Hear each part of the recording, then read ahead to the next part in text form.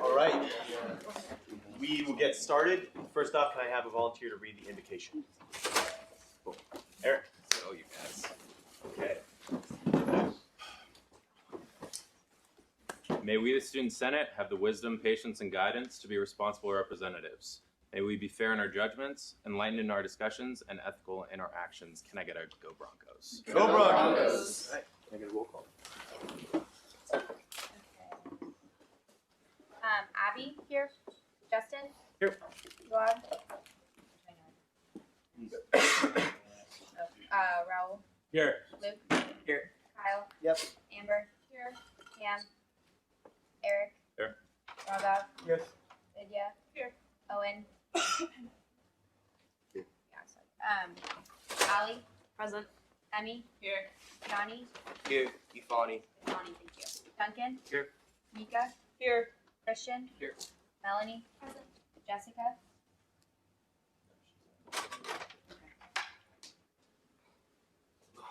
Is that it? Okay. Can I get a motion to approve the previous minutes? Motion to approve the Second. minutes. Motion from Mika, second from Eric. Can I get a motion to approve the agenda? Motion to approve. Second. Okay, motion from Kyle, second from Justin. Okay, before, I think I should have done this already, but I just want to inform you that I've added to the agenda because of some last minute things. We are now going to additionally vote, we're going to confirm a interim chair or chair of the election committee. We're also going to discuss a new bylaw regarding executive staff, and I added one thing to the announcements, okay? So, moving on into special orders of business, we do have a guest speaker tonight, and that is why we are in business casual. Our guest speaker is the Vice Provost for Student Life. Please welcome Jeannie Rosenberger. Okay. Thanks, Jeannie. Front and center. All right, I'm going to set my alarm because I was told I had 15 minutes. Let me first thank David for the invitation, and also just to let you know that I've offered to come back again. So I don't think we're going to get through everything tonight, but to start the new school year, I just want to express my gratitude to all of the senators, everyone who's involved in AS for the work that you're doing, work that you will be doing, and encourage you to, as you step into your leadership roles, to work with the folks on campus to ask good questions. I will do everything I can to help you be successful in your role. I wanted to share a little bit of information, just some high-level sort of highlights of some things that are happening, but then also suggest a couple of project ideas that might fit with some of your committees, and then we can talk sort of offline about that as well. The first thing, for those of you who may not have been part of the time I came and joined the Senate this time last year, and for some of the folks in the audience, the Division of Student Life really exists to support the co-curricular, the outside of the classroom experiences of students. So in my portfolio, and work with about 75 different staff on campus, it includes the folks in Residence Life, the folks in the Career Center, Campus Recreation, Health and Counseling Services, TED Shop, the Office for Student Involvement, the Benson Center, which includes the Locatelli Center, and then in the Office of Student Life, that includes the Office for Multicultural Learning, the Wellness Center, Off-Campus Living, student welfare. I have, as of today, the official organizational chart, and I didn't bring copies because I want to send this around. If you are interested in knowing who is in a particular position, you'll go ahead and just sign the back. I'll send this to you electronically. Or if you want hard copies, I meet regularly with David. We can get some hard copies to you. So we regularly update this, but especially for those of you that are committee chairs and you have an idea or you want to find out more information, I think this will sort of be helpful for you to do that. A couple event-related things. Next week is a really big week in that we're inaugurating the 29th president of the university. So hopefully you will start to see some invitations to participate in the Thursday event or the actual Friday formal inauguration. But the most fun event that's happening is going to be next Tuesday. It happens to be Father O'Brien's actual birthday. And so on Tuesday from 4 to 9, in and around the Benson Center, we're going to have a huge birthday party. So 4:30, we're gonna sing happy birthday and cut a cake that's about this big. The design came from two of your peers. But we're gonna have glow in the dark ping pong and Mini golf. cornhole and mini golf and food trucks with lots of free food, student bands, DJ, student performers, inside and outside. There's going to be Jenga, Connect Four. So some things where you can just blow off some steam, eat some food. Father O'Brien's going to be there the whole time. So Bucky will be there, photo ops and like that. So he said, I want to do something really fun with students, and Tuesday happens to be his birthday, so we've been planning this big event. So hopefully you saw the email, that you'll see some more email about that. A couple things related to ideas, and I'm going to pose a challenge, and then without the opportunity to collect feedback. How many of you order packages on Amazon? How many of you order more than once a day? Okay, not to call anybody out. So here's the deal. We added Amazon lockers last year as a response to increase in packages. We made all these provisions for the start of the school year, students moving in like that. We are averaging 800 Amazon packages a day, and it has not tapered off, and here we are in week 2, Thursday of week 2. So my challenge to you is, if you have any ideas to help with this. So we clearly don't have space to continually manage and sort and distribute packages. So not for today, but who's on FOC? Who are all the FOC folks? Okay. That might be something we come back to find out if you have some ideas. So it's not insurmountable, but we are open to ideas for how we can manage that. So that's one thing. Downtown planning. So you might have noticed if you've left the campus that there are multiple developments happening. The downtown committee is very interested, and we're, I think, working with AS to appoint a representative for the downtown committee, but they're also interested in just feedback about what kind of things would you like to see in the downtown area. So things you can walk to, places to eat, interesting things. So there'll be more to come on that. When you see surveys or when you see people tabling, please, they really, really want your opinion, because they're trying to build out an actual downtown, like something interesting and fun. So I think there's a great role for AS in that.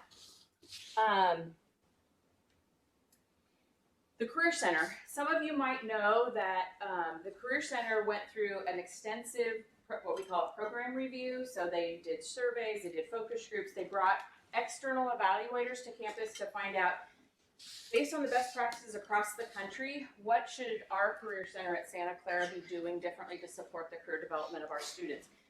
They have taken that and translated it into a new strategic plan, and are beginning to roll out a number of things. I don't know if any of you were at the career fair last night over in Mali. They had 800 students, 110 employers. On the 16th, they had the STEM career fair. We separated those two fairs because last year that was all together. If you're interested in sort of that, the work of the Career Center, they have some great ideas, and they hired a whole bunch of students to help them with the execution of their programs. And so if that's of interest to your committee, Rose Nakamoto would love to speak with you. Another project idea, and again, this may fall to, maybe this is an FOC idea, is we were talking about hot and cold filtered water stations on campus. So there are a few, but Lori went back and identified the places on campus where the RSOs most frequently host their events. The idea is we might, if AS is interested, maybe co-author a proposal to the Sustainability Committee to see if we can install more hot and cold filtered water stations in those spaces, so that when RSOs are hosting events, they don't have to pay to have water delivered to support their event. Instead, they just encourage people to bring their water bottles, and they have good tasting water instead. So if that's of interest, that I think we'd like to partner with you. I know Kyle is working on some ideas around SAC and some funding things, so I think that there's lots of opportunities there. Ann McMahon from the President's Office, she was here, I think, in the spring talking to you about this process called the Mission Priority Examine, where the university sort of looks introspectively, how are we as a Jesuit institution. They're looking for students who would meet with the team that's coming in the next couple of weeks, and so some of your names had already been suggested, but if that's of interest, sort of please let me know. And then the two more things. We have an interim provost, so there are open sessions about what should we be looking for in the next provost, and then we have some interim deans, so we'll be doing dean searches. If you've never sat as a student representative on a search committee for a university position, it's just a really incredible and interesting process. So if any of you have that as your own, as a personal interest, certainly would invite you to do that. Then the last thing I'll mention, and I don't see Sahil, but one of the things he's talking about is blue lights and the interest in having a blue light on Bellamy. So that's sort of another. That's my laundry list at the moment. So let me just stop there to say, questions about any of those?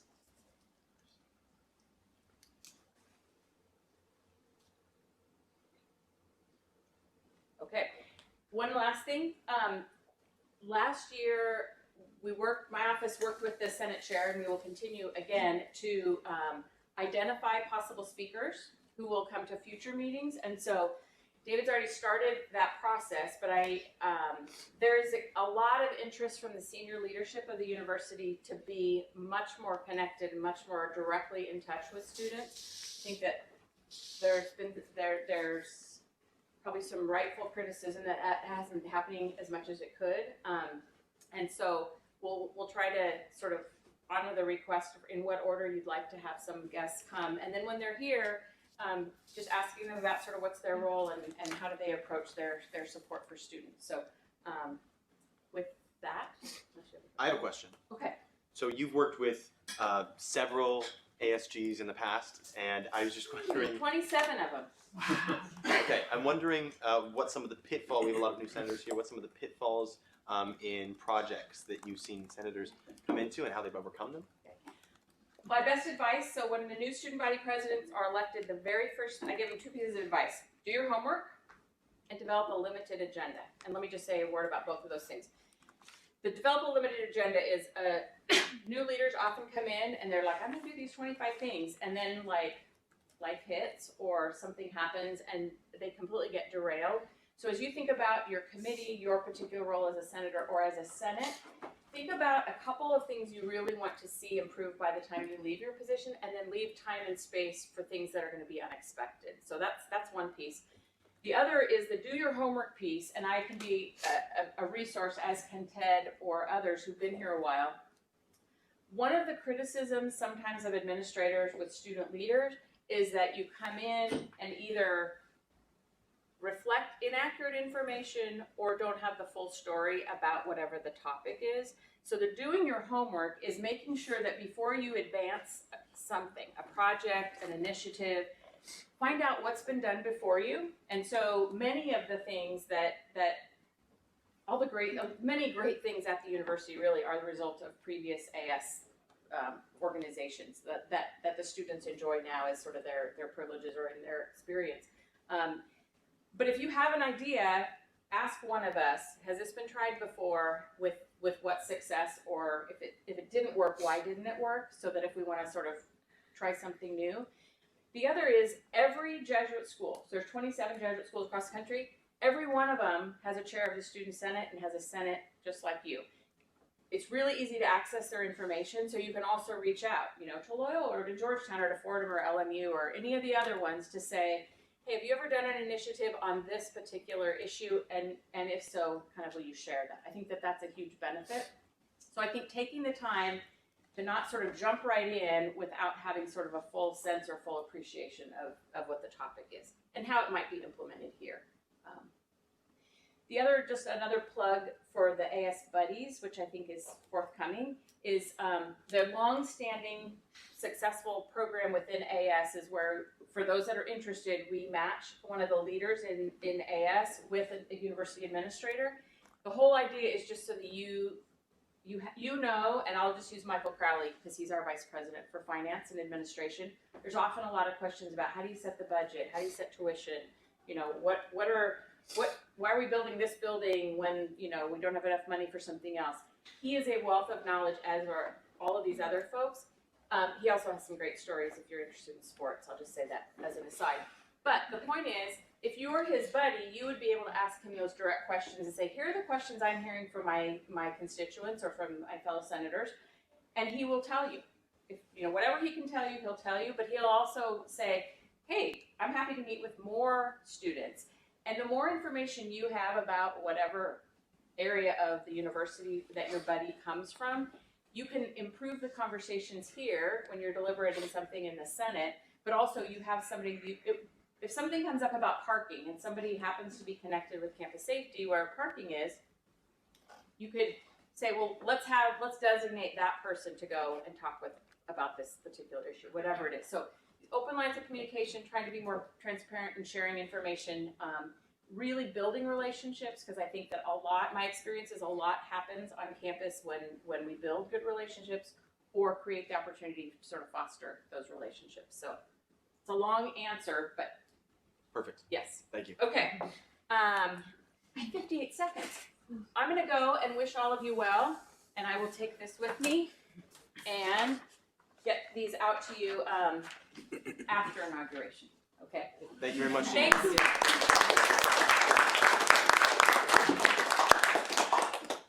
Thank you. So we'll move right into the confirmations that we have to get done for the night. And we will start with our representative for the Downtown Committee Task Force. Is that right? Yeah. All right. Why? No, Downtown Planning Commission. Commission. Okay. I have DCTF on here. But Yeah, I'm not sure if that stands. That's a whole nother guy. okay. That's just what's on my email. Is this what you want me, David? Good? Yes. Perfect. Okay. So can you introduce yourself and give a little bit about the position and why you're right for it? Absolutely, yeah. Well, I'm Hawad. I think I know the vast majority of you, although it's good to see some new faces. Welcome back to you all. Really good. This is not the. I'm not going the right direction. Yeah, I'm interested in the Downtown Planning Commission. One, because I'm going to miss a lot of the responsibilities that you guys are taking on as I decided to move on from Senate to other pursuits. But I think that I want to utilize my communication and organization skills to really help be like a sort of bridge between the conversations that are going to happen on that commission and things that students actually want to see in this downtown. And I think one of the idiosyncrasies with this committee is that it's not something that's going to stick around for as long as the student who piloted it is around to oversee it. It's something that's going to be constructed, and it's going to be the city of Santa Clara, and the university's going to have to live with that for as long as it's there. And so whatever ideas you have, my personal objectives, I want to see more spaces for youth. I want to see spaces where Santa Clara students can meet students from other local universities and students from high schools and middle schools, and I'll have spaces for collaboration, organizing, and movement building. But at the same time, I'm just ready to be there and to relay that information to you guys. Any questions? Do we have any questions about Wad, his background, or why he should be on the Downtown Planning Commission? All right, would you? Eric? Oh, one question. Yeah. So as far as, building this new downtown area, do you have any perhaps suggested stores or restaurants that you have an idea that you would like to go there?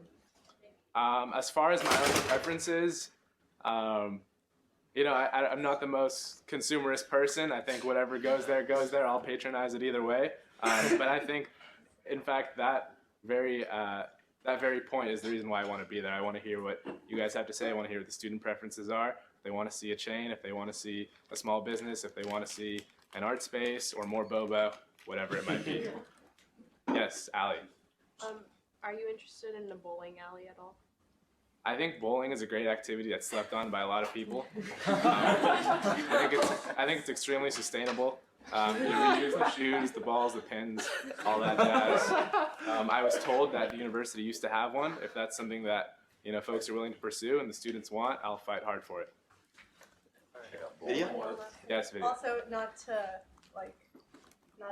bring up what I do, but we also have the scroll to help if you want help. It has, Yes, like, I think that'd be an it has a excellent bunch of resource. ideas. Can you digitize it? Is it long enough? Can you scan it? Let's see. Thank you. Yeah. Okay, if there are no more questions, why would you give us the room, please? Yes. Thank you.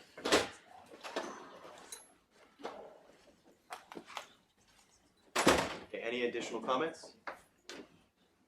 No? Can I get a motion to vote? Motion to vote. Motion from Eric. Second. Second from Luke. All in favor? Aye. All opposed? Can I get a roll call? Yes. Abby. Yes. Justin. Yes. Raul. Yes. Luke. Yes. Kyle. Yep. Amber. Yes. Cam. Here. Eric. Yes. Raghav. Yes. Cynthia. Yes. Owen. Yes. Allie. Affirmative. Emmy. Yes. Connie. Yes. Duncan. Yes. Mika. Yes. Christian. Yes. Melanie. Yes. Okay, that passes. Did you go it that way? Start a close slow clap.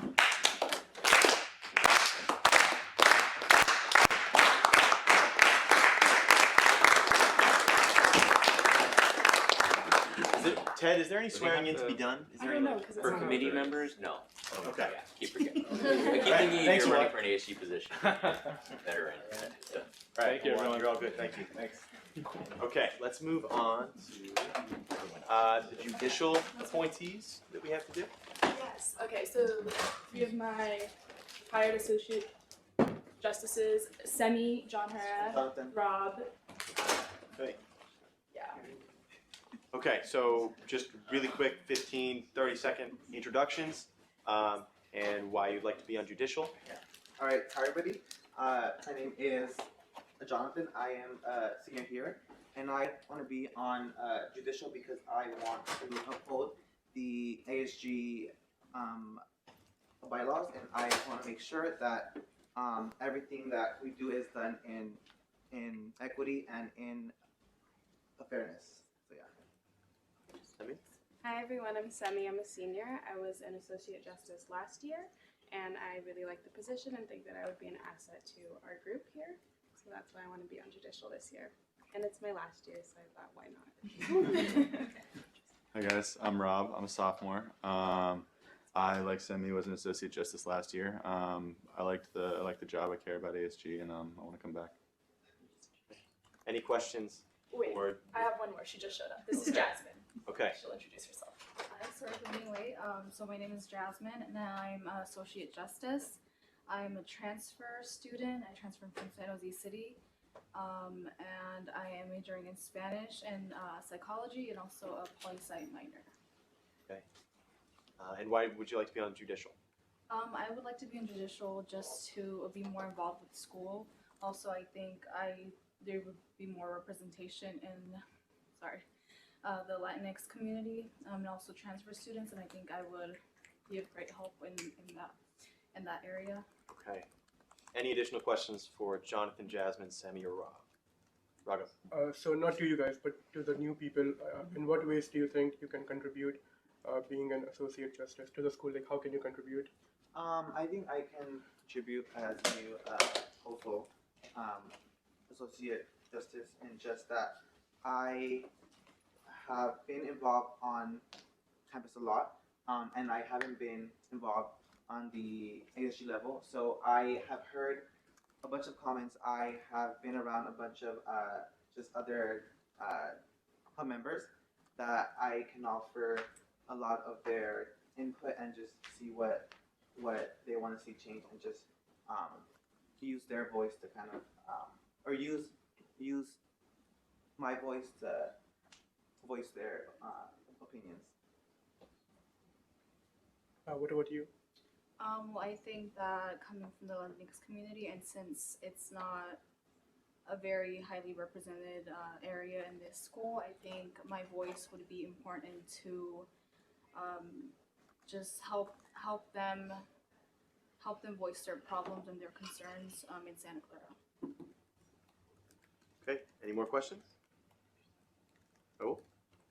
This is for Jasmine. Have you ever had any experience before in student government, or have you had any other leadership roles that make you qualified for this position? I haven't had any experience in student government. In community college, I was working full-time and also was in class, full-time student, so I didn't have enough time to be involved. But now that I do have time, I would like to take that opportunity and grow and hopefully be of help for Santa Clara. Okay. Anything else? Thank you very much. Can we have the room, please?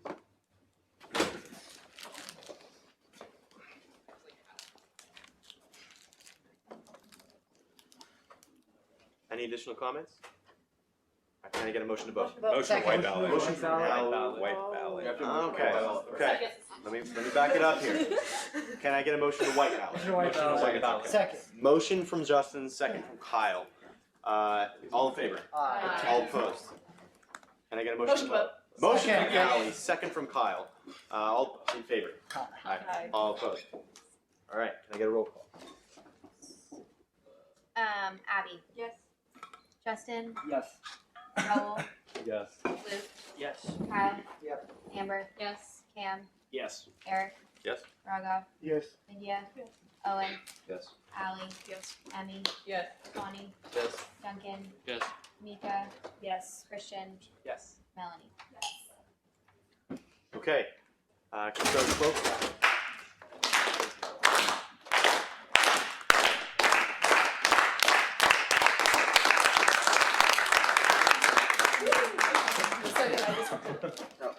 You go ahead, you can all put your hands on this electronic copy of the bylaws. Okay, so please place your left hand on the bylaws and your right hand up and repeat after me. Yeah, you're good. Okay, so I, please state your name, I, Rso Presentation, do solemnly swear to uphold the Constitution and bylaws do solemnly swear to uphold the Constitution and the bylaws of the Associated Student Government of Santa Clara University. of the Associated Student Government of Santa Clara University. Congrats. You're in. Okay, I'm going to do a quick straw poll here. Just pause in the proceedings. Can I get a show of hands of people who actually enjoy the slow clap thing? Okay, we're not going to do that anymore. Just Can I get a comment? yeah. We always start the slow clap well, but like we never get them early enough, and there's no slow part of the clap. Yeah. They only hear regular clap. I've always had problems with it. Let's just welcome them back and swear them in, okay? So don't take it personally. The rest of our Do we need a bylaw change for that? You do. okay. Let's move on to ComDev appointees. All right. Ellie, would you give us a quick introduction and tell us why you want to be a part of ComDev? Hi, I'm Ellie. I was Civic Engagement Chair last year, and I would like to be Civic Engagement Chair again. Some of my projects were Vote Baby Vote for the midterm elections, the scroll with Vidya. I'm passionate about people voicing their ideas and arguing and making friends over being civically engaged. I guess this year I'm excited to take it to the next level as we have primary debates, and I want to make the viewing parties more enjoyable. Ted and I work really well together. We're both passionate about voting, so I'd hope you would like to invite me back into this role. All right. Any questions for Ellie? Raghav. What are your plans for the primary debates? Well, we have viewing parties, and my main goal is to get more political clubs involved, and I'm really open to anyone's opinions because I just want people to voice them. So I think that they're all really in their own lane talking about their ideas, but I just want to get them all in one room to watch together, stir the pot, that's what I live for. So that's kind of my plan right now. I see I saw the Burning Table tabling and Turning Point's always tabling, so yeah, I think we should fire it up. Any additional questions? Do you plan on using the Hype Squad to stir the pot? I don't know, you'll have to ask Ted. Hype Squad is being debated right now, whether it's going to continue. you want to fight for that, please do. But I think I have some friends that will definitely hype it up. Anyways, yeah, the debates are pretty entertaining, so I think we should all get into them this year. Okay, Fonny. Where are the viewing parties held? The larger ones are in the library. Library. They also show them in Benson. I think it would be a good thing to get them in the Bronco because I know that's lacking in entertainment lately. Like we used to have the comedy club in there, so we can get some political debates in there. Maybe supplement with some snacks or like deals in the Bronco. I think that would be good because this space is a little sterile. Like it's lit up and it's glass. So I think we should have some debate viewing parties in there. I like it. Okay. Yeah. Last question for Ellie. No? Okay. Ellie, can we have the room, please? Thank you. You won't get any claps even if you get voted in. No. You're aware. Okay. Any comments about Ellie? Luke, motion to vote. Luke. Ellie's awesome. She's super positive. So. Agreed. Can I get a motion to vote? Motion to vote. Second. Motion from Kyle, second from Fonny. Alright. Let's welcome her back in. Wait. Oh, wait. Come on. That's a lie. I'm sorry. Maybe you on the minutes. Oh, okay. Alright. Abby? Yes. Justin? Yes. Raul? Yes. Luke? Yes. Kyle? Of course. Amber? Yes. Cam? Yes. Eric? Yes. Raghav? Yes. Vidya? Yes. Owen? Yes. Allie? Yes. Emmy? Yes. Connie? Yes. Duncan? Yes. Nika? Yes. Christian? Yes. Melanie? Yes. Alright. Let's welcome Ellie back in. Alright, Ellie. Oh. We can just clap.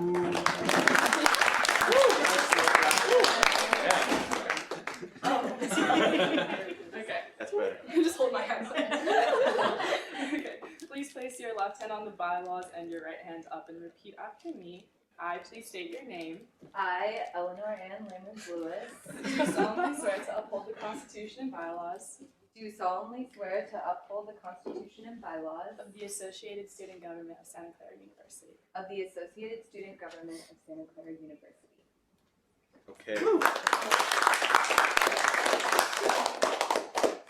Okay, let's move on to PR. Appointees. Now we have Kate and Mackenzie.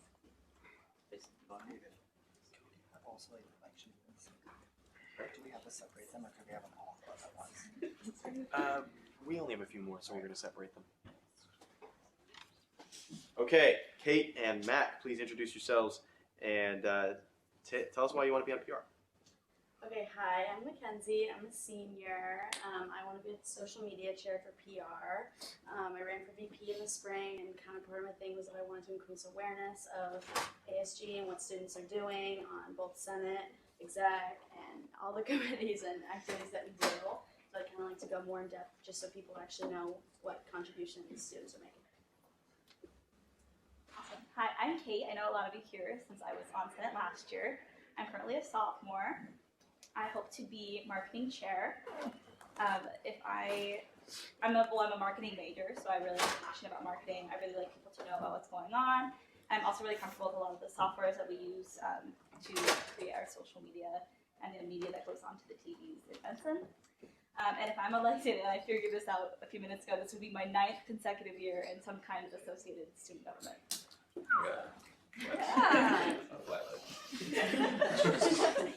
Any additional questions for Kate and Matt?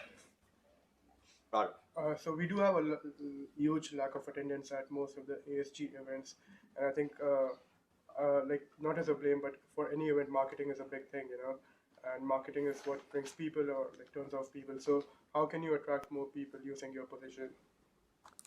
Or like what would you do differently from what has been done in the past? Yeah, sure. So I kind of wanted to do like senator spotlights or just ASG member spotlights where you can kind of take over the Instagram and talk about it yourself, just so you're promoting it, like you're a student self-promoting and also promoting on behalf of the organization. And that would be in advance. I think a lot of times it's pretty last minute, like the day before, sometimes the day of. So that's kind of something, just being more prepared and getting more student involvement, not just from our PR side, but from everybody. I would say that a lot of times students become like just almost immune to our marketing efforts since they are very similar in a lot of different ways. Like it's either the emails or it's tabling or it's on social media, and it's like a lot of these things just kind of people are like, oh, that's going on. I'm really interested in that. I want to go to that. So it's coming up with like, hopefully you guys can help me come up with like more ways that are different and kind of breaking those traditional ways of marketing that we've used in the past to kind of get people more excited in different ways, more in your face maybe, more in a good way, not like too aggressive, but like just get people to like realize things are happening on campus so they can be a part of in a new way. Yeah, something different. Yeah. Different approach, you know. And yeah, hopefully we can achieve that. I didn't think like a lot of clubs will chalk, so maybe if like that's a good way, like I know we do that for elections, and as long as we continue like doing that in a respectful way, maybe we can use some of that because people tend to look at that, and just doing some other things like that would maybe be helpful, and hope like more sustainable ways too. Because I don't want to put paper everywhere, but I want to make sure people know in more ways than just the emails that come that people don't read sometimes. Any? Sorry for interrupting you. Any additional questions? Okay, can we have the room? Thanks.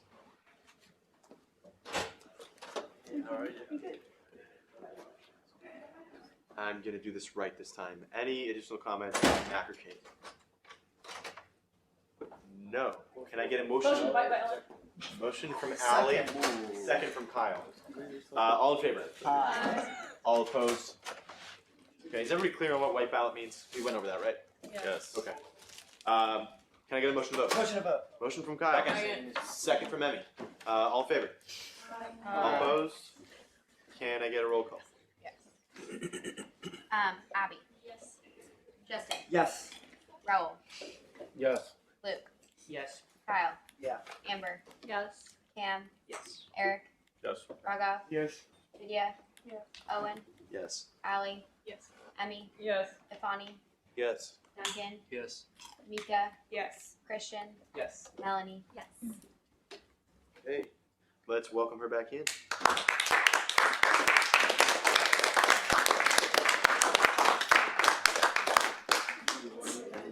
Girlies. Alright. Place your left hand on the bylaws and your right hand up. Repeat after me. I, please state your name. I, Mackenzie Barnes, Do solemnly swear to uphold the Constitution and bylaws do solemnly swear to uphold the Constitution and bylaws of the Associated Student Government of Santa Clara University. of the Associated Student Government of Santa Clara University. Great. Thank you very much. And Eric, can we get you in the front and center so we can talk about the election committee? Hey guys. That's a good one. Yeah, so I have been nominated for the role of election committee chair.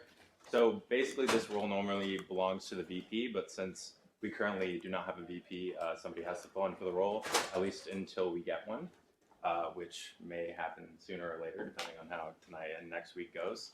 But yeah, essentially the election committee chair is in charge of chairing the elections, which means I would be in charge of running election information meetings. So those are next week, and those have been publicized for.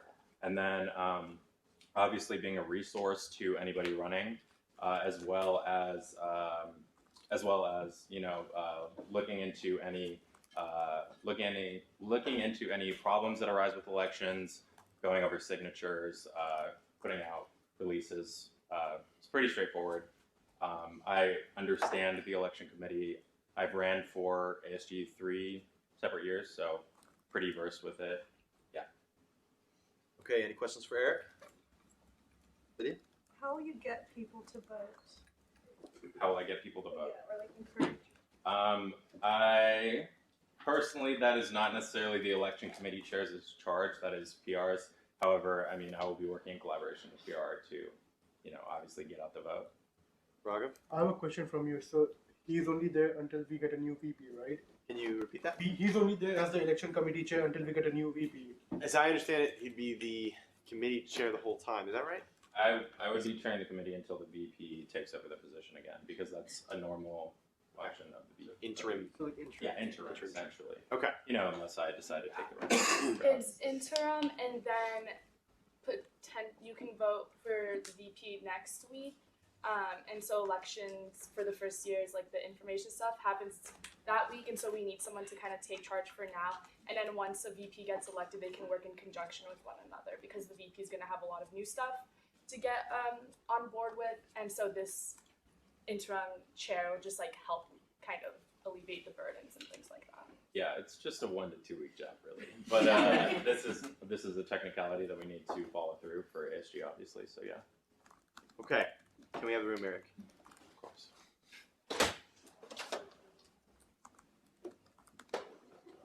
Any additional comments?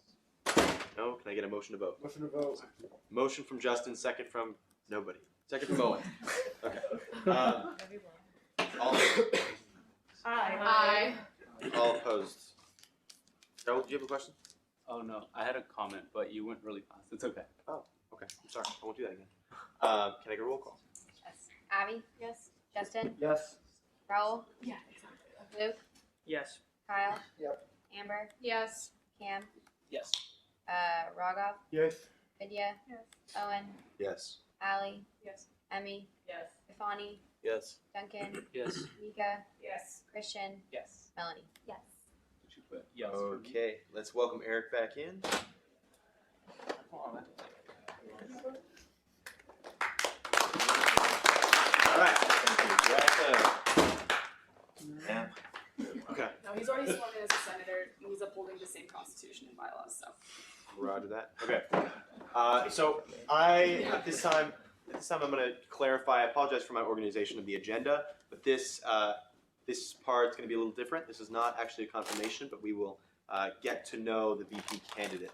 So we won't be voting tonight. We will meet the VP candidate and we will discuss after.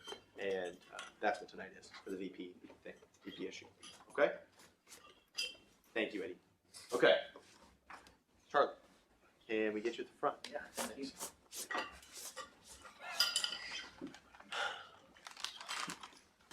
All right, Charlie, would you please introduce yourself and talk a little bit about your plans for VP?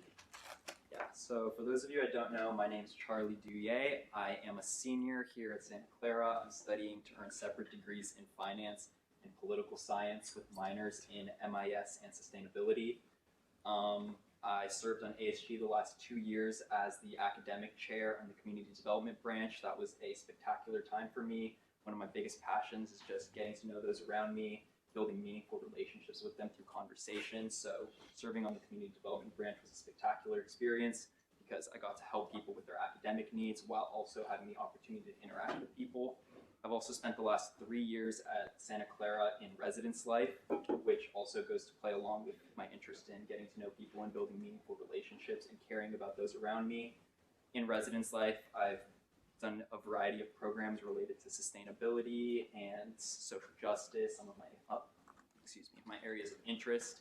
And moving forward in the VP position, I think I'd be an excellent candidate because it would allow me the creative freedom to pursue some of the passion areas of mine with projects and also make sure that I can focus on the specific responsibilities in that role, which are UPCs, elections, and retreats. I have some ideas for how to improve a couple of those with retreats.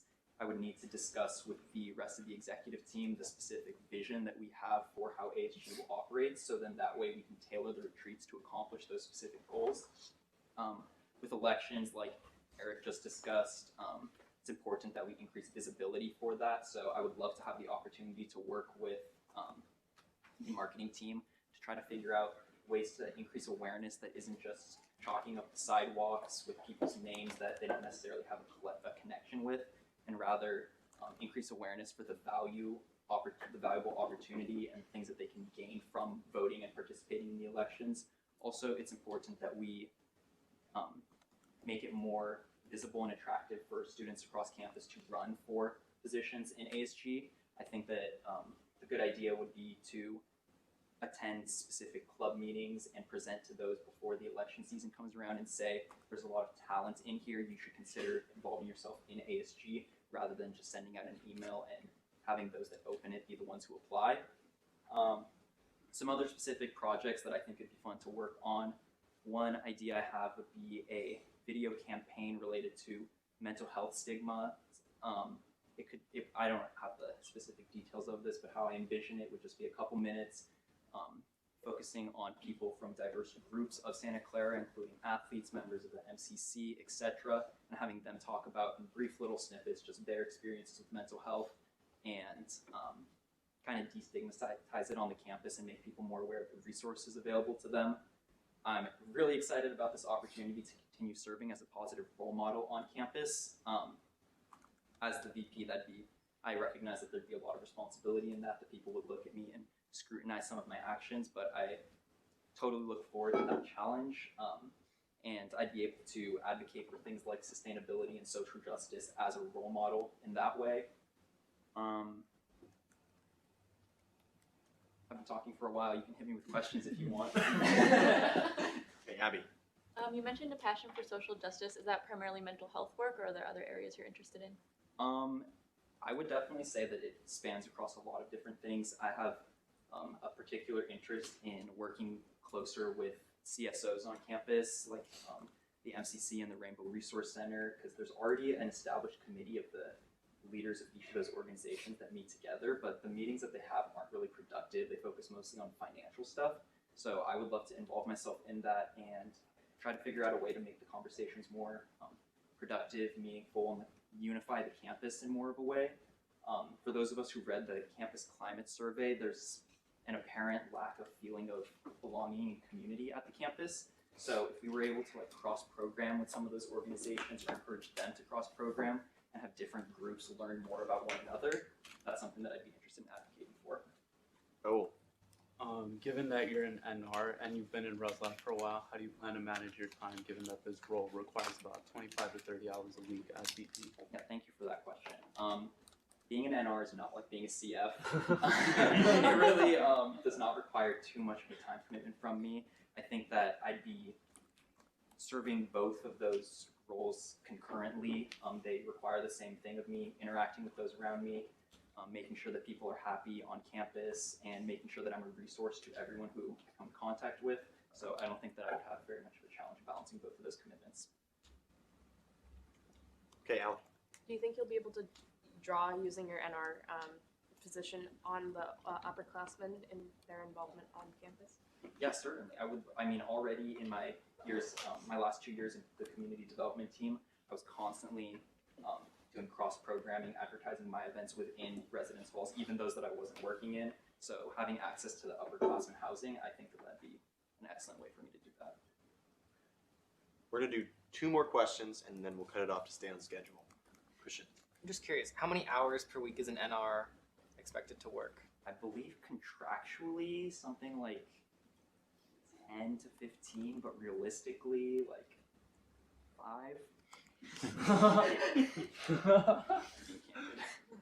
Okay.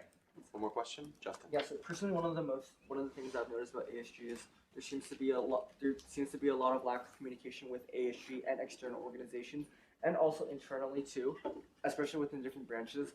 As VP, how do you think you're gonna help improve those lines of communication? Thanks for bringing that up. In my time in ComDev, I noticed specifically during retreats within ASG when there were opportunities for us to discuss the problems that we were facing in our positions and with the organization in general.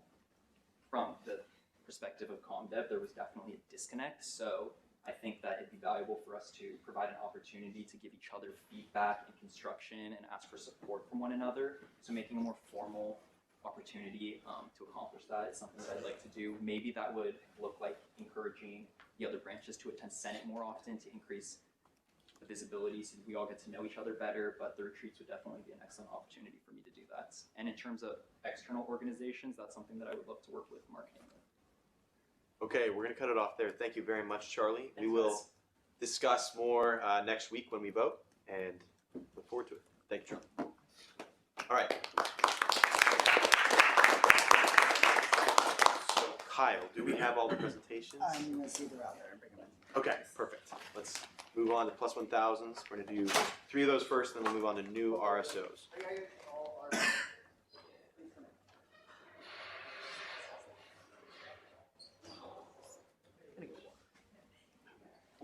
If anybody wants an Oreo, now's a good time. Can you just throw all the snacks over When here? they present, put the snacks away.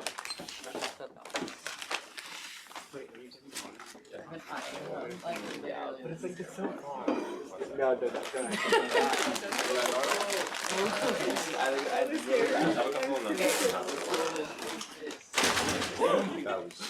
That was scary. Good stuff.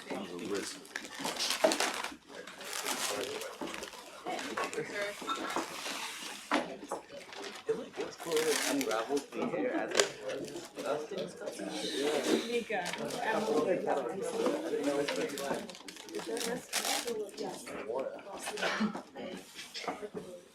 Eddie, do you have the presentations that you need? Yes. Okay, so it looks like SHIP is first on the agenda. Yes, correct. That is correct. Okay. So let's get SHIP up to the front. Oh, yeah. 2 seconds. So we're first off starting with plus 1,000 requests. What this is, so SAC committee deals with all requests under $1,000 internally within our committee. However, if it's above $1,000, they have to do a formal presentation to Senate. So what you'll want to look out for these clubs when deciding how much it should be funded is what's the benefit to the campus for having these events? Do they already have a big RSO balance? Is it benefiting a lot of people, a small number of people? So just keep that in mind. They will be presenting based off, so on our ASG website and SAC bylaws, is that there's different requirements for maximum amount of funding per category. That is a max. We tend to give a little lower, so think about just like how much should be for that category. And then next week we'll discuss and then vote on proposals that SAC creates based off these presentations of what we should approve or not. For the RSOs, for the plus 1,000s, you have 3 minutes to present. I'll be keeping time over here. I'll put one finger up when it's 1 minute left, and I'll wave at you guys when time's up. So please conclude your presentations there. And SHIP, please go up. Thank you, Colin.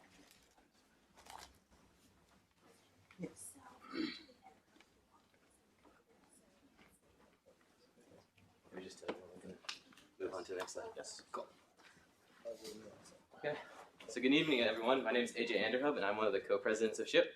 I'm Daniel Mendoza, and I'm the treasurer. And we're presenting on SHIP National Conference 2019.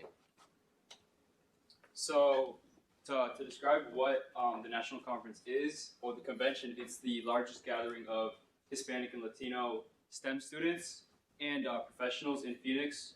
And it will be from the 30th of October to the 3rd of November. It gives a lot of these students and professionals a chance to interact with each other, learn from each other, and also see opportunities in career and general learning from each other.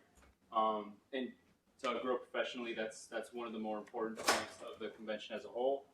Here at Santa Clara, it promotes diversity in the School of Engineering because it gives the students who go a support system as they move through their studies and something to look forward to when they graduate. So we total 18 members, which is the most we've ever taken. I think last year was 10 members. So yeah. Sorry about that. Yeah, so this is a picture of last year. So we were able to take 10 last year, and kind of just like to give you some more concrete examples of how this positively affects the club. Of those 10 members, some of them were board members, and that gives them a really good experience and really good incentive to keep involved with the club and keep the SHIP going, as well as the members who we did take who were not board members are very active in the club. All of these, the members who are up there were actually like the most active members. We keep track of like how many events they attend, that kind of stuff. And those active members then spread to the rest of the school and get people involved in the club. And because of that, we were able to promote and foster a community that's like one of the strongest RSOs on campus. It's one of the reasons we were the outstanding RSO of the year last year. And it's also, it really helps improve that STEM pipeline for Hispanic students who are normally at a disadvantage. And if you look at graduation rates, Hispanic students in engineering and STEM are much lower than the population. And we're here to help increase that number to parity with the rest of the population. And so onto the costs. Yeah, so the costs, we stuck to the 40% on lodging, 40% on airfare, and 25% for each individual ticket. $25. Oh, yeah, $25, sorry. And so that adds up to these numbers here. AJ is passing out the specific, a little bit more of the breakdown, including how we got our initial funding. So adds up to about $3.6 thousand out of the $12,000 that we had to raise. Yeah. Yeah. So then that's all we have to present. Thank you so much. Do you have any questions?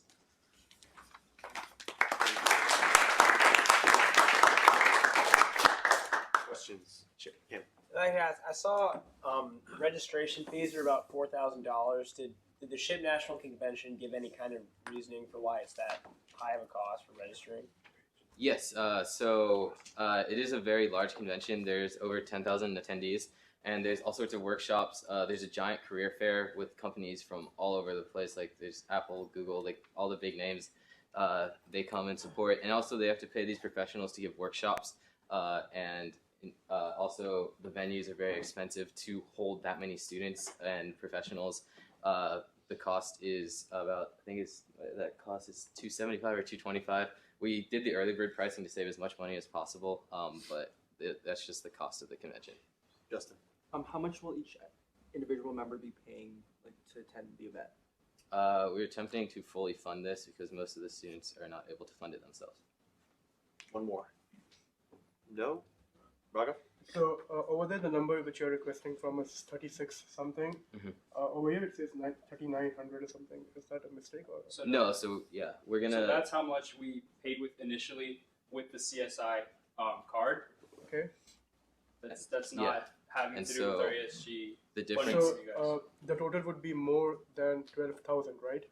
No, that's not correct. Yeah, so that's the total. The amount we're requesting from ASG is like the 40% limits that you guys put on that cap. Okay. Engineering was able to provide the first 8,000, Okay. which and then the rest we are going to either fundraise in some other ways to cover the cost, which we do have a little buffer room in our current RSO balance, but we need to fundraise the rest of that money. The difference, hopefully, we'll be able to cover on our own. Yeah. Okay. Okay. Thank you very much. Thank you guys.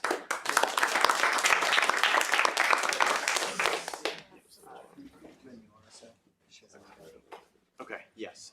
So if you have any additional questions for SHIP, forward them through Kyle, and Kyle will reach out to them before next week. We'll be voting next week. Okay, are we good to go then? You're good to go. Thank you. Thank you so much. We are going to pause. We're going to do a new RSO presentation because we have one that has to leave at 8. So, which one is it? Developer Student Club. Okay. So for new RSOs, so they have to come through. So initially CSI, they apply to CSI. CSI approves them to make sure they have 15 members, that there's not a conflicting club. Then they have to come to Senate for formal approval. So just be on the lookout. Do you think this club will have enough member interest? Do you see it lasting for a while? Just think about.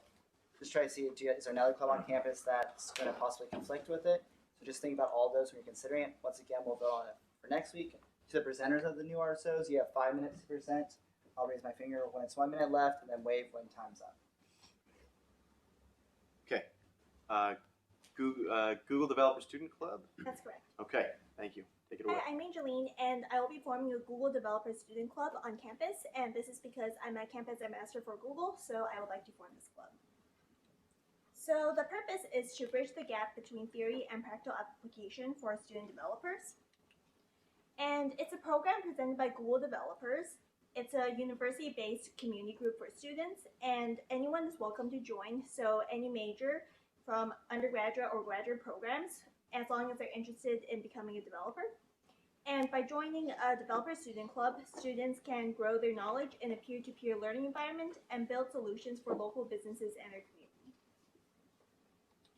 So developer student clubs started in 2017 in India to help solve the challenges that university graduates were facing, securing employment in the tech industry. And it aimed to provide students with the resources, opportunities, and experiences necessary to be industry ready, all while still pursuing their degrees. And we'll be operating under a similar mission as we continue to expand to North America. This is our first year in North America, and we will be training thousands of student developers and working with their communities to solve real-life problems. Some of the initiatives will be learn new skills, build real solutions, and meet new people. So these are some of the benefits that members will have when joining this club. Some of the events we'll be hosting are info sessions. So info sessions about the club, a study jam. So this is just a day-long event where students can get together and learn about new technology, new Google technology, and also hackathons or collabs and speaker sessions from Google employees. We'll also be participating in the DSC Solution Challenge. So this is an annual competition where we'll be building a solution for a local problem faced by the community. and will be working on a long-term group substantial project and compete with all universities on a global level. Thank you. Thank you very much. I know you have to go. Do you have time to take a couple questions? Yes, I can say. Can you take 2 or 3 questions? Yes, okay, I can say for a while. All right, we're gonna do 2 or 3. We're gonna do 3 questions. Excuse me. Any questions? Cam. Could you give an example of a successful project from the past year from one of the From universities? the solution challenge? Yeah. So one of the projects on the website is a deaf student creating an application to help other students with disabilities at their university, and I think this was in another country. So yeah, this is our first year in North America. You said that they partner to solve like business solutions in real That is life correct. problems. How are those like partnerships developed? Is that something that is just dependent on like whoever's running the club, or is that initiatives that's actually run through Google? So those are decided by the leads. So the leads decide whoever they want to work with. It doesn't have to be a local business. It can be a student organization or a group of students who need to have a problem solved through technology. One more, Christian. In your slides, did it say that your membership is going to be undergraduate and graduate students? That's correct. Okay. Okay. Thank you very much. Okay, thank you.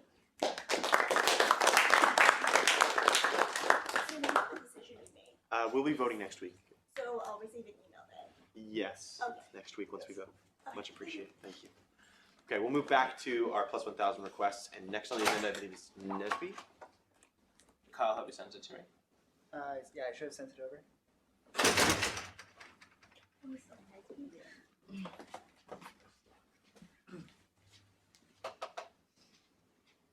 It would be my email. Did you send it to his? Send it to David's email. Kyle, do you have them? I probably sent it over to you. Because at 7:55 I got the slides for ship. You really look through the old one. You said they don't have permission to edit it. I just sent you. Just send it to me. Yeah. Alright.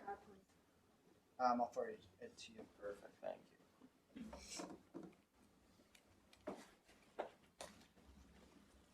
Alright, sent.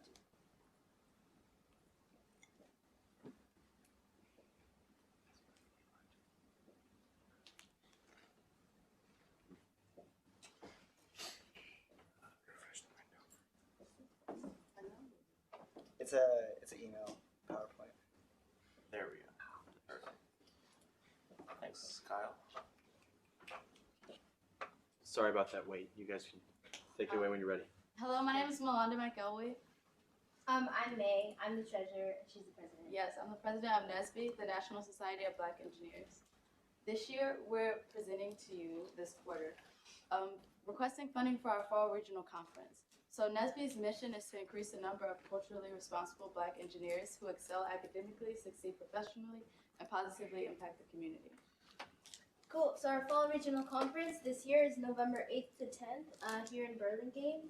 So it's very close, specifically because it's within our region, Region 6, which is all of West Coast. So it says here we're trying to take as many members as possible, but really we're trying to take about 10 people, emphasis on upperclassmen. Benefits to Santa Clara University, so same benefits as SHIP had for their national convention, but a little extra in terms of chapter exposure. In 2018, we won Small Chapter of the Year for our region, so just things like that where not only do we get to know other schools, but other schools get to know us, and so do other employers. So as May mentioned, we want to take 10 members, but here in our budget, we're budgeted for 17. Previously, we take 17 members to the national conference, but not necessarily to the regional conference because the United States is split up into 6 regions for NSBE. But we always go to the national one. We only send maybe about 3 students at max we've sent to the regional conference, but this year we would like to send more. You can see that it roughly costs about $206 for membership. That's not including transportation. And because this conference is fairly close, we are planning to take the Caltrain. So that would only cost about $21 per student who would go. But there's an additional $10 added onto that price for Ubers and things of that nature. Also, you can see that our apparel, because we're sending more members this year, we would like to go and show up in style representing Santa Clara University. So we did include that in our budget also. And for supplies and other, that's just emergency funding, so just in case anything pops up, just making sure that our members have everything that they could need to succeed at this conference. Here's a picture of us.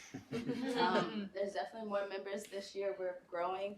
We've continually grown, and so that's why we really would like to take more members with much emphasis on our upperclassmen so they can really start getting, they already have the exposure from last year, but getting those jobs early and securing them so they have more options, so they can leverage those jobs and really figure out what they want to do. Okay, thank you. Any questions for Melanda and May?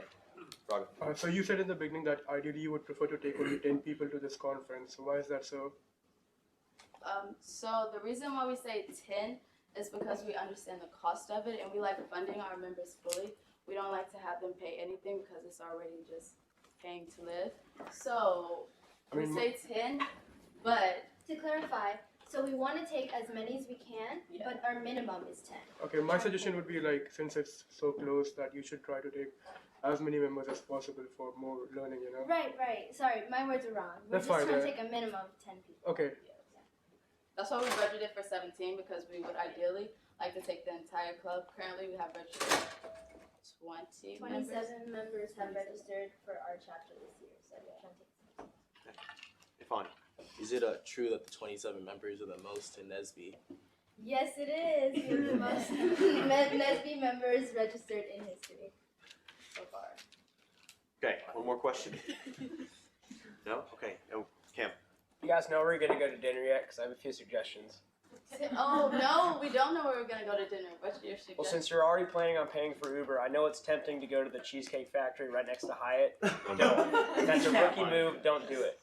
Go downtown, splurge, go to Trapeze. It's like this nice. It's like this swanky little Italian restaurant.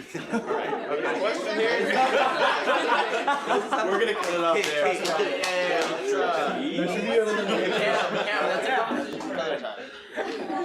We appreciate your time. Thank you very much. We'll go next week.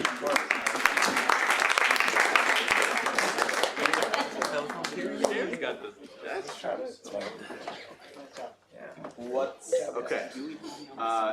Next plus 1,000 is AGC. All right. Thank you very much.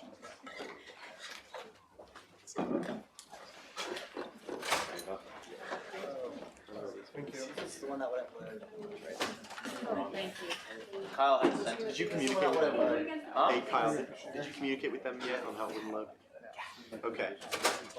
You should inform them of that problem. So we were able to receive your presentation and what it loaded for us. Oh, yeah. So I actually tried sending it 3 different times, like copying the email. It got bounced every time, so I sent it to the other 3 addresses. Yeah, so we try it, it still doesn't load. It doesn't load. Oh, I'm so sorry. Is it a really? You told me while I was waiting. Sorry. Is there a chance I can connect? Yes. Do that. Yeah. Can you check if we have do you have an HDMI port on your computer? Yes. No, you can do that. Can you check if we have an HDMI cable in there? Sorry. It's okay, Kyle. Do you have an HDMI cable? Like this one. I think Kyle needs some relationship support. David, how are we? I'm Oh, you share. That is You can do that. How many standing walls? Bring them both. Bring them both. Smack my across the Get the chocolate, the apple. Not an apple. I still, Eduardo, I see no chocolate. Grandiose promise. David was like stop eating during the I didn't say that, but I was thinking. You did say that. You said Don't eat it.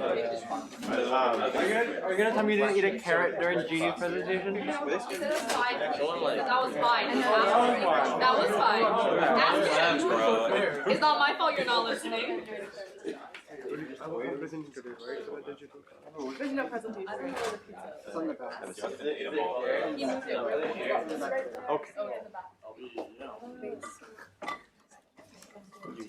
Just 1 second. Okay. You can take the floor. If you could just work. Yeah, that would be great. Okay, good evening, everyone. My name is Megan Sauter. I'm the president of Associated General Contractors. My name is Trey Navarra. I'm the Vice President of Associated General Contractors. My name is Phil Bortz. I'm the undergraduate representative. And my name is Madeline Yee, and I am the treasurer. And this evening, we'd like to present to you guys about us going to the Associated Schools of Construction competition in Reno, Nevada. So we are AGC, the Associated General Contractors of America. So what the national organization does is they just strive to improve construction in any different facet. And then what we do as a student chapter is to introduce students of all majors to construction, the construction industry. Our signature event that we do is we go to the ASC, the Associated Schools Construction Competition, in Reno, Nevada in early February. Yeah, so what exactly is the ASC competition? It's a competition where, as a school, we compete in 5 different events. Since we added sustainability and mechanical event this year. And during these competitions, we take what we've learned through school and through our club meetings and our internships, and we try and solve real-world construction problems. And we not only see how we stack up against other schools, but we've seen how we've grown over the past years and what we've learned and how we can solve new problems. And the second major portion of it is there's a massive career fair where you get to talk to different people. It's a great networking event. You see people that you saw there last year and you can say, hey, I know you, let's go out, and we'll even go out to dinner with certain companies and just talk and get to know these companies. Be more than a resume. So how does AGC benefit SCU and its students?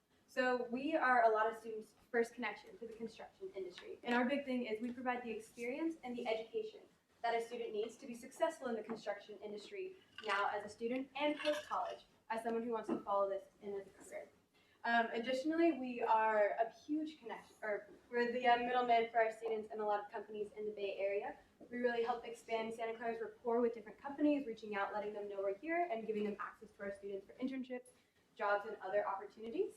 And then additionally, Santa Clara performs very well at this competition. We are consistently sought out and sought after at this competition as a big name. And as Trey mentioned, we've increased from 3 teams to 5 teams this year to really make sure we follow up and let the other schools and our companies know we're a presence to be reckoned with when it comes to construction. Okay, so now talking a little about the money. So this is our other funding sources. So our main funding source is company donations. And in addition to that, we also get donations from the Civil Department and also the School of Engineering. So the funding that we are requesting from you is $9,278. Our big ticket item is travel and the training dinners. Okay, thank you. We're going to take 3 questions. Okay. Questions for Associated General Contractors. Justin. When you say Bon Appetit pizza and sandwiches, do you mean you're gonna get the pizza here and then bring it to the conference? Or do you guys mean like there's Bon Appetit there? Okay. That's a great differentiation. So our club prepares for an entire quarter and a half. We take this competition very seriously. We meet actively for an hour to an hour and a half every week to train for this. And as part of that deal, we provide our students dinner. It's kind of our equivalent of our general meeting dinner like most clubs host. So we'll be hosting 40 students for this competition, and so that's where the numbers come from. Thank you for the clarification. Mika. Can I ask what percentage of the total cost the members are going to be paying with those who are attending? Oh, it's we cover the funding for all of our members. It's extremely important. Most of our members get their jobs from this competition. We don't want to make it a barrier. Okay, Owen. Is this a 1-quarter thing, or will this repeat throughout the year? It goes for a quarter and a half, so we Okay. compete halfway through February, and then we'll compete again the next year. Gotcha. Okay, thank you very much.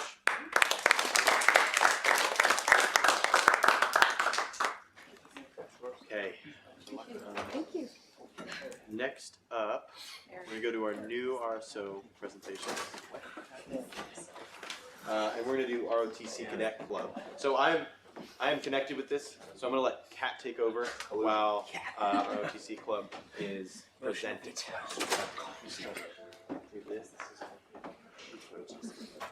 Also going to step out.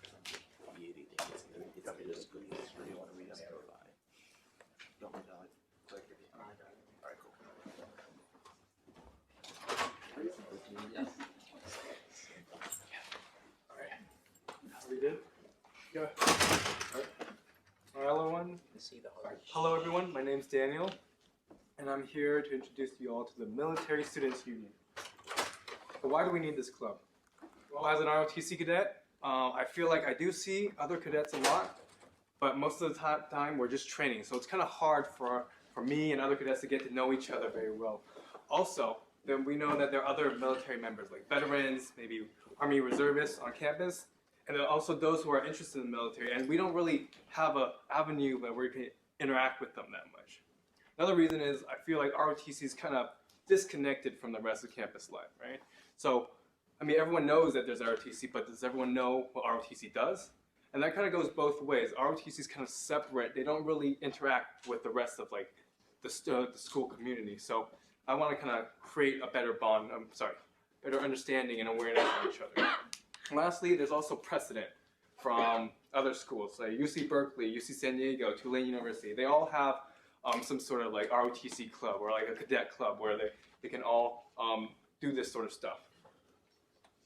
So the purpose of this club is to create stronger bonds and a better sense of community among cadets, military service members, and those interested in the military. We also strive to integrate cadets and military service members more into the school community and foster mutual awareness and understanding. So I like to emphasize that this is not just for military members, although we are kind of catering towards them. There's also like people who are interested and they might not feel comfortable going to a recruiter, so they can come to us to learn more before they actually want to join the military, or they're just interested in the military. And then this is how our structure is going to be. Pretty standard like most organizations. And what will we do? So in essence, we want to provide a safe space for cadets, military service members, and those interested in the military. So that means we're going to host social activities like barbecues, maybe a game night or a holiday party. We're going to have volunteering events, like going to the Second Harvest Food Bank, giving back to the community. We're also going to have collaborations with other organizations on campus. Like one thing we could do is on Veterans Day, we could collaborate with a bunch of clubs to kind of support our veterans. Or we could just have like a general collaboration where we kind of foster, mutual understanding with each other. And lastly, we're going to have fundraising because, we need money to do all this stuff. Thank you. Does anyone have any questions?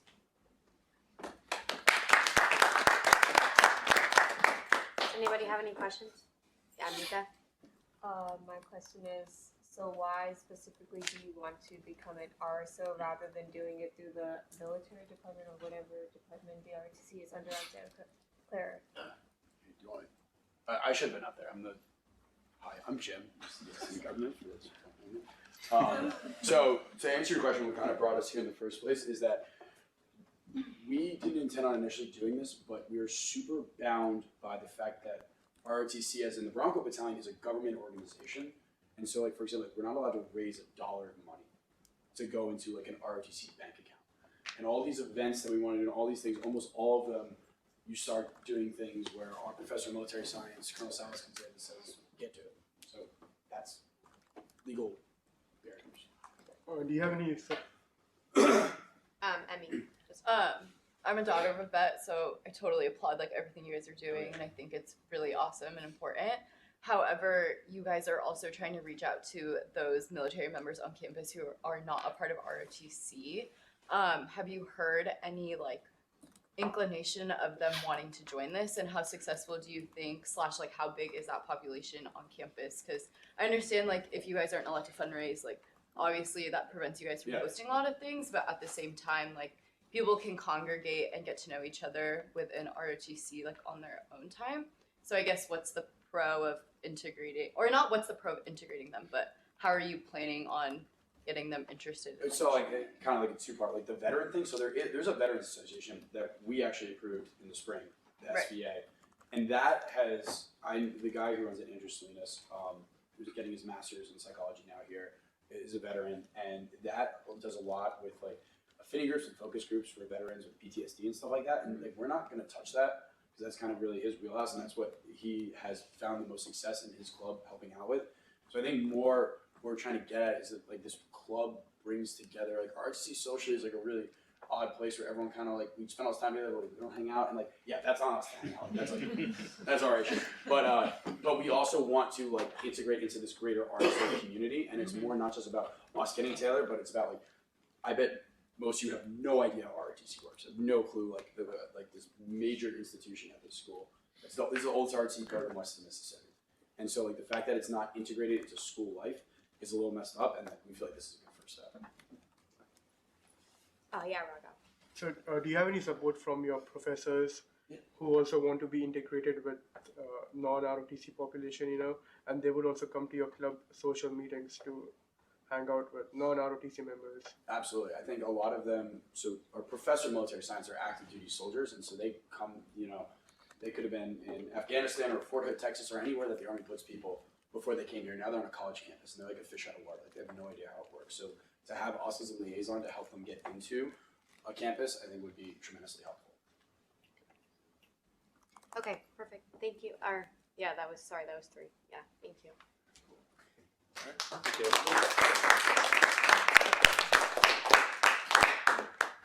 Okay, thanks guys. Is Beach and Surf Club not presenting? No, we're here. Oh, They're here. let it go.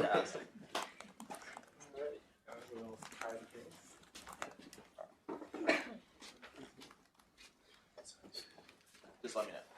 Alrighty. My name is Penn Cooper. And I'm Joe. And so we're presenting on the Santa Clara Beach and Surf Club. Alright, so the purpose of the Santa Clara Beach and Surf Club is to promote the sport of surfing in a positive manner and encourage those of all skill levels to come out and participate, whether it be to learn or compete on a higher level. Our mission is to bring together the surfers and beach enthusiasts in our community so that we can surf together and have fun. So, how do we envision embodying this mission? So first and foremost, we're going to be a surf club, but not a surf club that exclusively only includes members who know how to surf. We want it to be all-inclusive, you know, people who don't know how to surf, people who have never surfed before, maybe you're not very good.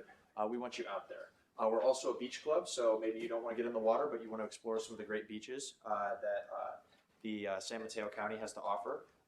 We can do that for you guys too. There's a lot of great beaches along Highway 1 that we can explore. And then finally, we want to give back to the community. So we thought a couple beach cleanups a year, and also some donations at the end of the year to several ocean-friendly charities would be in order. All right, so we talked about a surf club. So here's some pictures of Penn and I surfing. And so again, we really want this to be an all-inclusive club. We don't want people to feel like only expert surfers can show up. Penn and I will make ourselves available once a week for private lessons. We have a system that we've already put in place and arranged to make sure people can sign up. And at the same time, we also want to offer experienced surfers the chance to come out to some of the bigger waves, because in the winter here it can get pretty big, and come out and surf with us there as well. That being said, we know surfing, so things happen, and we want to make sure that Santa Clara is not held liable for some of the things that can happen. Like I said, Penn and I are good surfers. We're comfortable taking out beginners and non-experienced people into the water. However, like I said, things happen. So we wrote up a liability clause, which I can hand out to you guys afterwards, that releases Santa Clara and the club itself from any liability that may happen during surfing. All right, so as Joe mentioned, this is not just a surf club, it's also a beach club. So we want to make sure that everybody feels welcome. If you're not totally comfortable to go out in the water and surf, that's okay. You can just come with us to the beach and hang out. And California has some great coastlines, especially up here in Northern California, and so we'd like to explore those as well. Alrighty, so now let's talk a little bit about what we're going to give back to the community. So we're going to give back in 2 ways. One is through the Pacifica Beach Coalition, and we're going to do this through beach cleanups at the end of each quarter. They offer almost every single weekend beach cleanups where people can just show up, sign your name down, put your name down on a list, and they assign you to a certain section of the beach, and you just start cleaning. And we would make these events, obviously they wouldn't be mandatory, but we would make these events open to people each quarter, and it would just be a great way to give back to the ocean and the beach communities that we'll be spending so much time at. As well as that, we're thinking about donating to the Surfrider Foundation at the end of each year with leftover dues or funding that we may have.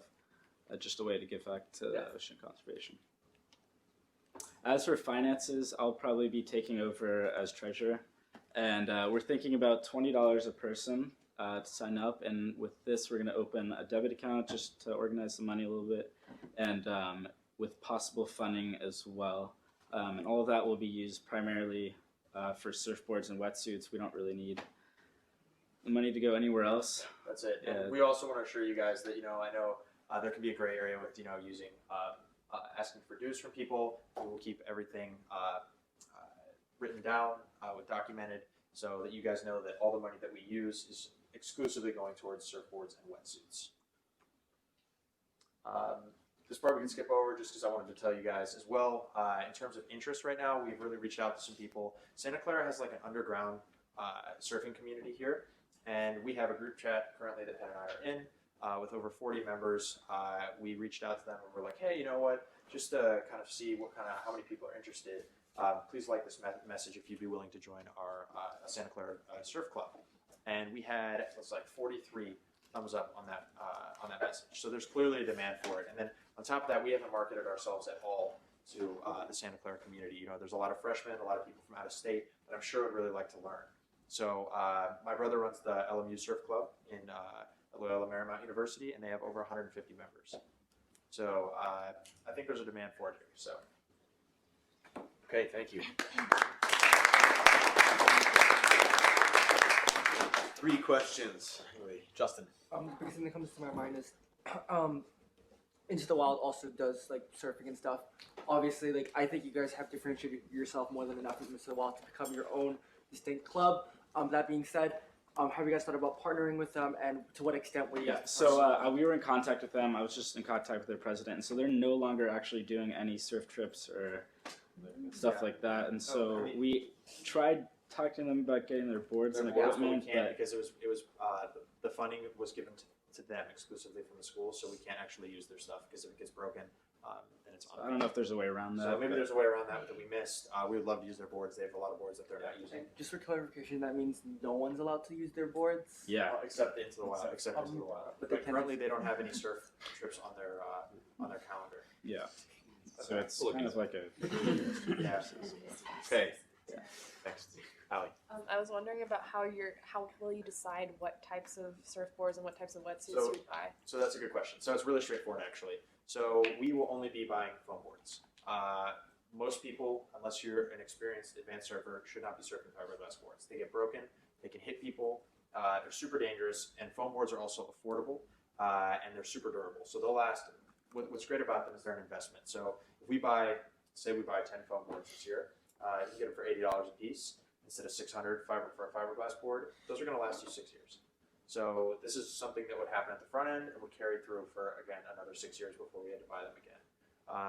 And then in terms of wetsuits, Penn and I have about 6 each ourselves, so those can always be loaned out. But on top of that, wetsuits are not very expensive. You can get them for around $100 a piece.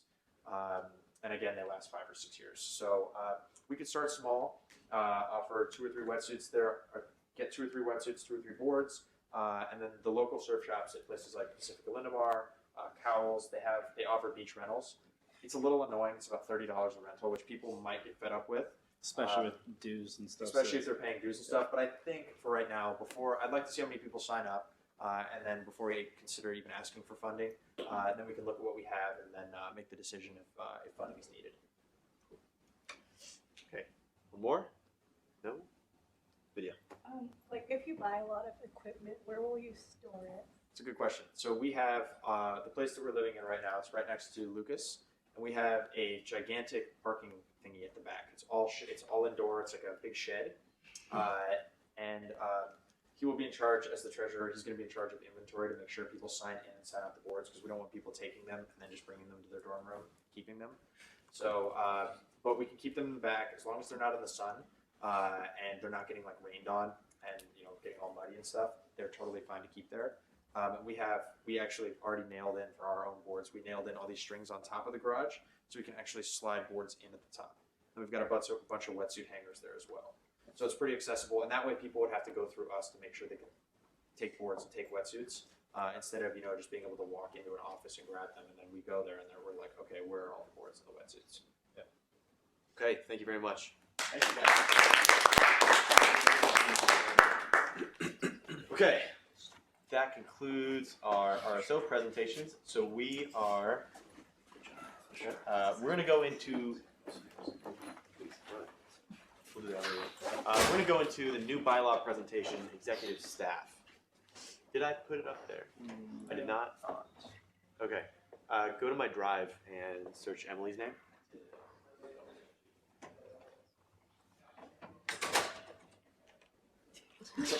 Okay.